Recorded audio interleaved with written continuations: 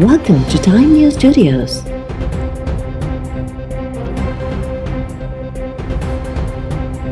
You are watching 5 p.m. Bulletin. Election commission NA 75 दस्का ते नंढी चूंड लाइ पोलिंग जी तारीख़ तब्दील करे छॾी। हाणे NA 75 ते पोलिंग 18 मार्च बदिरां 10 अप्रैल ते थींदी। इलेक्शन कमीशन नओं शेड्यूल जारी करे छॾियो। इलेक्शन कमीशन मूजिबि पंजाब हुकूमत जो चवणु आहे त हटायल ऑफिसर्स जी जाइ ते ईंदड़ नवनि ऑफिसर्स खे सूरतहाल सम्झण में वक़्तु लॻंदो, तंहिं करे पोलिंग लाइ तारीख़ तब्दील कई वई आहे।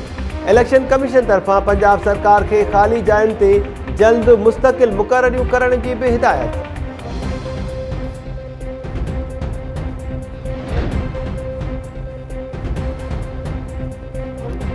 इस्लामाबाद हाई कोर्ट खां पोइ इलेक्शन कमीशन बि सेनेट चूंडुनि में यूसुफ रज़ा गिलानी जी कामयाबीअ जो नोटिफिकेशन रोकण वारी दरख़्वास्त रद्द करे छॾी। इलेक्शन कमीशन तरफ़ां PTI जे तरमीमी दरख़्वास्त ते महफ़ूज़ कयल फ़ैसिलो जारी। यूसुफ रज़ा गिलानी जी नाअहलीअ लाइ दरख़्वास्त 22 मार्च ते ॿुधणीअ लाइ मुक़ररु। यूसुफ रज़ा गिलानी ऐं संदसि पुट अली हैदर गिलानी खे नोटिस जारी करण जो फ़ैसिलो। इस्लामाबाद हाई कोर्ट यूसुफ रज़ा गिलानी जी कामयाबीअ जो नोटिफिकेशन रोकण वारी PTI जी दरख़्वास्त रद्द करे छॾी। अली हैदर गिलानी जी असेंबली रुकनियत मुअतल करण वारी दरख़्वास्त बि ख़ारिज। इलेक्शन कमीशन PTI जी दरख़्वास्त रद्द करण बाद यूसुफ रज़ा गिलानी जी कामयाबीअ जो नोटिफिकेशन जारी करे छॾियो। सेनेट चूंडुनि में कामयाब थियल समूरनि उम्मीदवारनि जी कामयाबीअ जो नोटिफिकेशन जारी।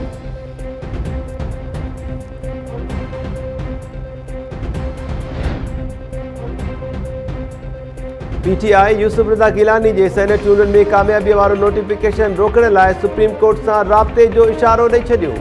PTI अॻवान फारूक हबीब, कमल शोज़ब ऐं मलिका बुखारी इलेक्शन कमीशन जे फ़ैसिले बाद चयो आहे त यूसुफ रज़ा गिलानी ज़मीरनि जा सौदा करे सेनेटर चूंडिजी वियो। PTI शिकस्त न मञी आहे ऐं खेसि नाअहल करार ॾियण ताईं जिदोजहद जारी रखी वेंदी। यूसुफ रज़ा गिलानी जो नोटिफिकेशन रोकाइण लाइ आला फोरम सां बि राब्तो कयो वेंदो। PTI यूसुफ रज़ा गिलानी ख़िलाफ़ नाअहली दरख़्वास्त 22 मार्च ते मुक़ररु करण ते एतिराज़ वारे छॾिया।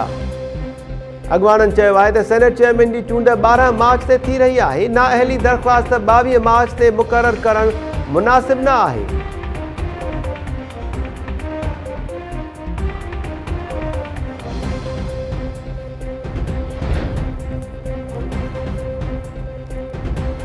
इलेक्शन कमीशन जो नोटिफिकेशन जारी थियण बाद पीपल्स पार्टी चेयरमैन बिलावल भुट्टो ज़रदारी तरफ़ां यूसुफ रज़ा गिलानी खे वाधायूं। PTI जी दरख़्वास्त रद्द करण वारो इलेक्शन कमीशन जो फ़ैसिलो सुठो सवण करार। बिलावल भुट्टो ज़रदारी चयो आहे त PDM हाणे इलेक्शन खां फ़रार न थी सघंदी। PDM उम्मीदवार यूसुफ रज़ा गिलानी हिकु भेरो ॿीहर सुरख़ुरू थी वियो।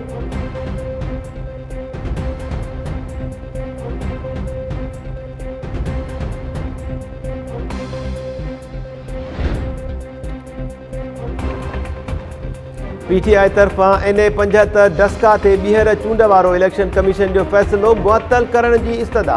सुप्रीम कोर्ट PTI उम्मीदवार जी इस्तदा ते चयो आहे त इलेक्शन कमीशन जे फ़ैसिले ख़िलाफ़ स्टे ऑर्डर जो जाइज़ो ईंदड़ ॿुधणीअ ते वरितो वेंदो। इलेक्शन कमीशन तरफ़ां 8 मार्च ते जारी कयल फ़ैसिले जो जाइज़ो वठण लाइ वक़्तु घुर्बल आहे। थी सघे थो त पोलिंग वारे ॾींहं खां अॻु ई ॿुधणी मुकमल थी वञे। इलेक्शन कमीशन खे नंढी चूंड कलअदम करार ॾियण बाबति रिकॉर्ड पेश करण जो हुकुम। अदालत PTI जी दरख़्वास्त ते ॿुधणी 16 मार्च ताईं मुलतवी करे छॾी।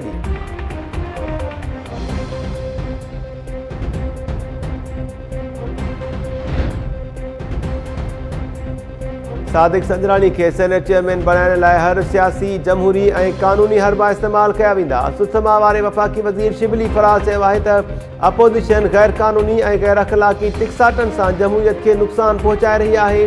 हाणे बाय द बुक न हलंदासीं। कोशिशि कंदासीं त सादिक संजरानी सेनेट चेयरमैन तौरु कामयाबु थिए। ईअं नथो थी सघे त फुटबॉल जी मैच में अपोज़िशन खे हथ सां बि बॉल रोकण जी इजाज़त हुजे, असां रुॻो पेरनि सां खेॾूं। सूबाई वज़ीर सईद गनी चयो आहे त PTI हुकूमत पंहिंजे इत्तेहादियुनि खे बि धोखो ॾिनो ऐं सेनेट चेयरमैन जी इलेक्शन खां अॻु धांधलीअ जो मंसूबो जोड़े वरितो आहे। सेनेट चेयरमैन बाबति शिबली फराज़ जे बयान सां हुकूमत जी नियत ज़ाहिर थी वई। सेनेट चेयरमैन ऐं डेप्यूटी चेयरमैन जी चूंडुनि में बि अपोज़िशन जा उम्मीदवार कामयाबु थींदा।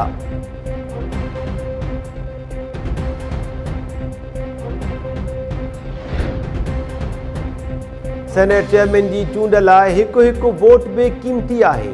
सिंध मां मुतहदा जे नए चूंडियल सेनेटर ख़ालिदा अतीफ़ इद्दत में हुजण सबबि मुतहदा पाकिस्तान संदसि वोट हासिल करण लाइ परेशान। ज़रियनि जो चवणु आहे त ख़ालिदा अतीफ़ इद्दत में हुजण सबबि न सेनेटर तौरु हलफ़ खणी सघंदी ऐं न ई वरी सेनेट चेयरमैन लाइ इलेक्शन में वोट कास्ट करे सघे थी। मुतहदा पाकिस्तान जे सरबराह ख़ालिद मक़बूल सिद्दीकी बि ख़ालिदा अतीफ़ सां राब्तो करे वरितो। ख़ालिदा अतीफ़ खां सेनेटर तौरु हलफ़ खणाइण ऐं वोट कास्ट करण जे हवाले सां सलाह मशवरा।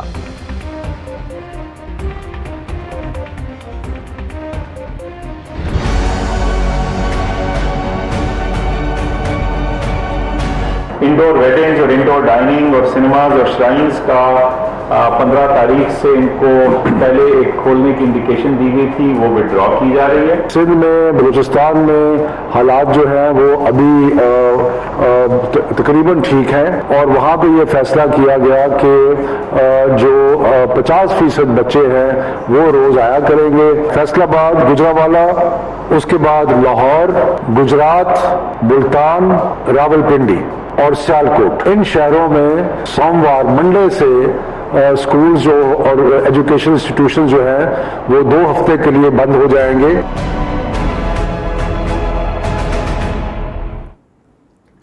समूरे मुल्क में शादी हॉल, रेस्टोरेंट्स ऐं होटल्स में इंडोर डाइनिंग ते पाबंदीअ में 15 ॾींहनि जी बाध। NCOC जे इजलास में 15 मार्च खां सिनेमा हॉल्स ऐं मज़ारूं खोलण वारो फ़ैसिलो बि मुलतवी। इजलास बाद वफ़ाक़ी वज़ीर शफ़क़त महमूद चयो आहे त पंजाब ऐं खैबर पख्तूनख्वा में 15 मार्च खां 28 अप्रैल ताईं तालीमी इदारा बंदि कया वेंदा। सिंध ऐं बलोचिस्तान जे तालीमी इदारनि में हाज़िरी 50% रखण वारी पॉलिसी बरक़रार। कोरोना वधण सबबि तफ़रीही पार्क शाम 6 वॻे बंदि करण जो फ़ैसिलो।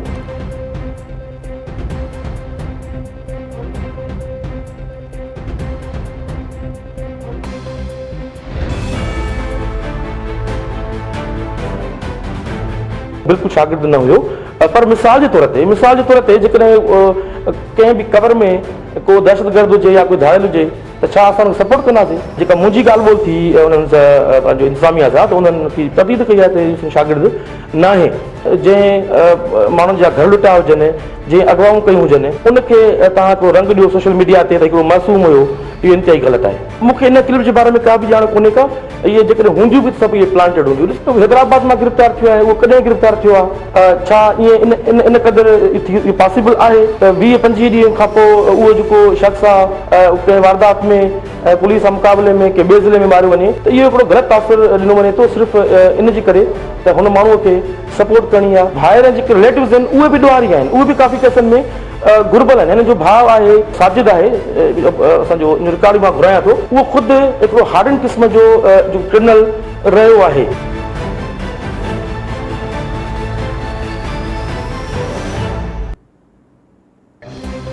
रोहड़ी भरिसां जुड़तू मुक़ाबले में शागिर्द इरफान जतोई खे मारण वारे मामले ते SSP सखर जो मौक़िफ़ नेठि अची वियो।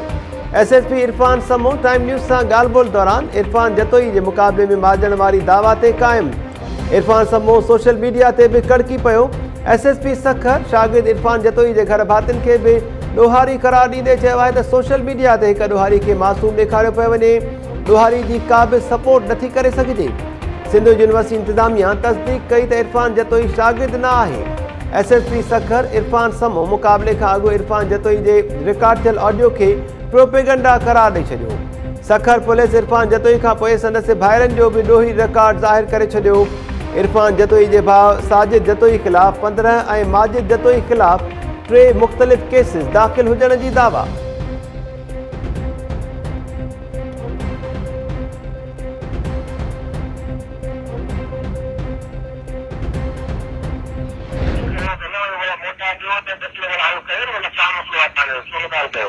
सर हाणे इहो त यूनिवर्सिटी हुयो, बाक़ी हो जेको आहे हिते रहंदो कोन्हे को, असां हाणे ॿुधियो आहे। जेको बि खाना जो मालिक बणायो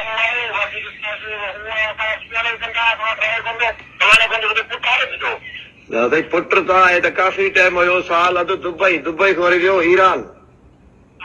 ॿुधो सर, तव्हां भली वेरीफाई करे ॾिसो हिते जे रहे थो शिकारपुर ज़िले लाड़काणे में, त असां तव्हां सां ग़लति ॻाल्हि था कयूं। सखर पुलिस जे जुड़तू मुक़ाबले खां अॻु हिरासत दौरान शागिर्द इरफान जतोई जे वालिद सां फोन ते राब्ते वारी audio call viral. Audio call Sukkur police जे जुड़तू मुक़ाबले जा पोल पधरा करे छॾिया। वायरल थियल ऑडियो में इरफान जतोई मुबैना तौर हैदराबाद पुलिस जी हिरासत दौरान वालिद सां राब्तो कयो। इरफान जतोई पंहिंजे वालिद खे चयो त पुलिस मूंखे आख़िरी मौक़ो ॾिनो आहे, गाॾियूं वापसि करियो। इरफान जतोई पुलिस ऑफिसर जी वालिद सां बि ॻाल्हि ॿोल कराई। पुलिस ऑफिसर शागिर्द जे वालिद खे चयो त इरफान जे भाउ साजिद खे असांजे हवाले कयो ऐं मामिलो हल करे वठो। पीटीआई तरफ़ां बि शागिर्द इरफान जतोई खे जुड़तू मुक़ाबले में मारण वारे वाक़े जी अदालती जांच कराइण जो मुतालबो। पीटीआई एमपीए खुर्रमशेर ज़मान चयो आहे त सिंध हाई कोर्ट ऐं सुप्रीम कोर्ट जा चीफ जस्टिस अदालत खां मथां क़त्ल जो नोटिस वठनि। सिंध पुलिस सूबे में पंहिंजी अलॻि रियासत क़ाइमु करे वरिती आहे। इरफान समो बि राव अनवार बणजण जी कोशिश करे रहियो आहे। पीटीआई तरफ़ां एसएसपी सखर इरफान समो सूधो जुड़तू मुक़ाबले में शामिल समूरनि अहलकारनि ख़िलाफ़ कार्रवाई जो बि मुतालबो।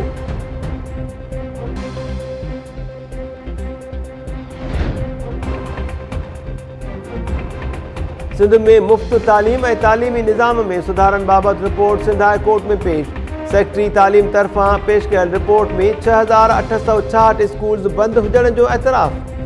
सिंध जी राजधानी कराची जे 6 ज़िलनि में 229 स्कूल्स बंदि हुअण जो बि एतराफ़।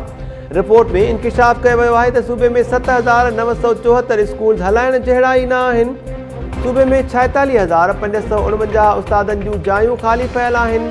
32,510 प्राइमरी ऐं 14,039 जूनियर एलिमेंट्री उस्तादनि जूं जायूं ख़ाली पियल।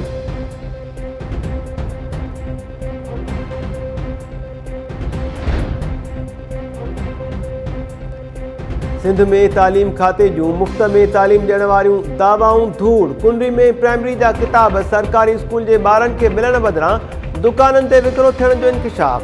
निसाबी किताब विकिरो थियण वारी वीडियो टाइम न्यूज़ हथ करे वरिती। वीडियो में नज़र अची रहियो आहे त निसाबी किताब कबाड़ी जे दुकान ते विकिरो कया विया। पहिरें, ॿिए ऐं टें दर्जे जा निसाबी किताब रेढ़नि ते विकिरो थियण लॻा। किताबनि ते national commission for human development ऐं Sindh text book board Jamshoro जा स्टाम्प बि लॻल।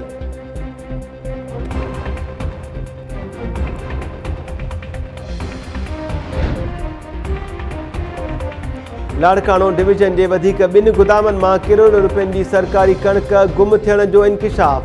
डोकरी ऐं बाडह में गुदामनि ते एंटी करप्शन खाते जी टीम जा छापा। इख़्तियारनि जो चवणु आहे त जुडिशियल मजिस्ट्रेट जी निगरानी में गुदामनि ते छापा हया विया। वधीक 2 गुदामनि मां करोड़ रुपयनि जी कणक गुम थियण जूं शिकायतूं मिलियूं। डीएफसी शिकायत कई त गुदाम इंचार्जनि सरकारी कणक में करोड़ रुपयनि जूं खोबियूं हुयूं आहिनि। जांच बाद ज़िम्मेवारनि ख़िलाफ़ कार्रवाई कई वेंदी।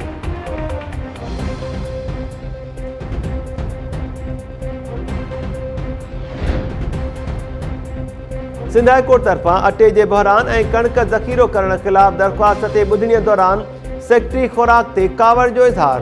सेक्रेटरी ख़ुराक हलीम शेख 19 अप्रैल ते ज़ाती तौर तलब।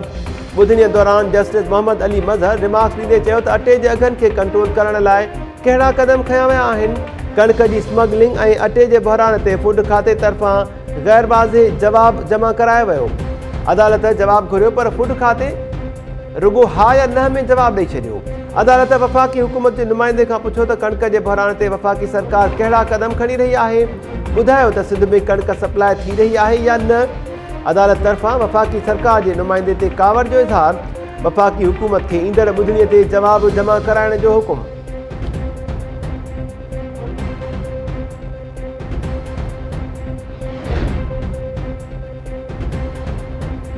पहिरीं दरिया जो पाणी समुंड में छोड़ थींदो हो, हाणे दरिया में सामूंडी पाणी आहे।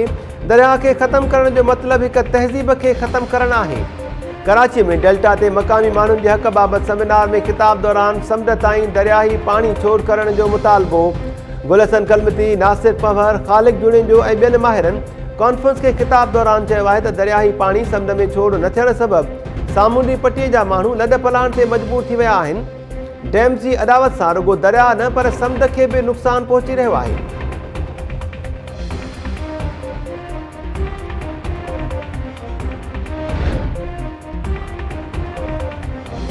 कराची ॾखण जी अदालत डॉक्टर महाशाह केस जो हतमी चालान डिस्ट्रिक्ट एंड सेशन जज ॾांहुं उमाणे छॾियो। डिस्ट्रिक्ट एंड सेशन जज केस ॿुधणीअ लाइ मंज़ूर करे वरितो। 23 मार्च ते धुरिन जा वकील तलब।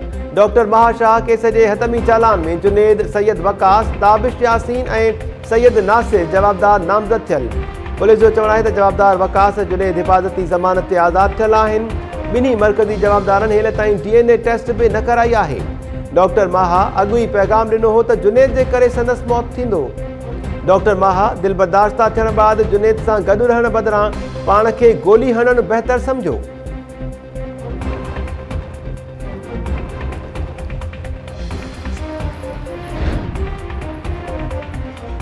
ॾहरकीअ में पसंदी शादी कंदड़ जोड़े ते हथियारबंदनि जो हमिलो। फायरिंग में पसंदी शादी कंदड़ नौजवान जो सौटु सुभान शेख मारिजी वियो।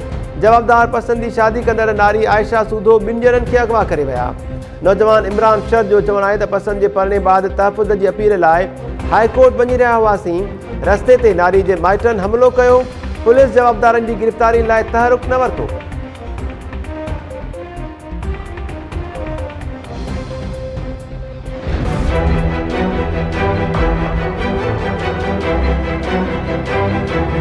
अगवा करे खणी विया आहिनि हा कार ते।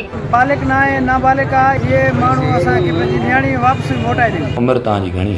18 साल। उहा चवनि था उमिरि नंढी आहे असांजी। हू भली चवनि असांजे सर्टिफिकेट में जेको लिखियलु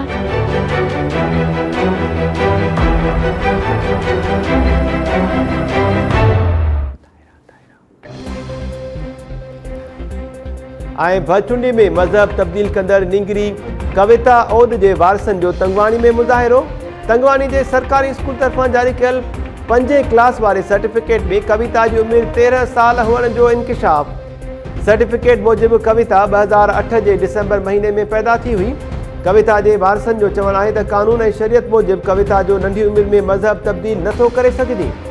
कविता खे अगवा करण बाद ज़बरदस्ती संदसि मज़हब तब्दील कयो वियो आहे। कविता जे वारसनि तरफ़ां खेसि अदालत में पेश करण जो मुतालबो।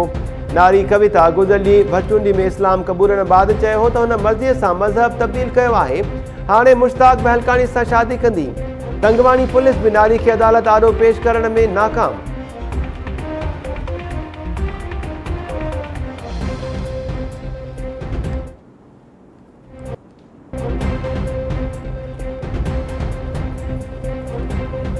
अस्सलाम वालेकुम नाज़रीन, टाइम न्यूज़ में अवां खे भली ख़ैर चऊं था। मां आहियां महताब अली नूर।